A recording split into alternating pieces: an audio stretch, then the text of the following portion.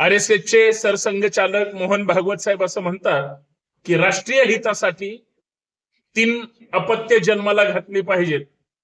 म्हणजे 3 अपत्य जन्माला घातली की राष्ट्रीय हित सांभाळलं जाईल. पण ती कुणी घालायची? हिंदूंनी घालायची का सगळ्यांनीच घालायची? आणि माझा एक प्रश्न आहे, भागवत साहेबांना किती मुलं आहेत?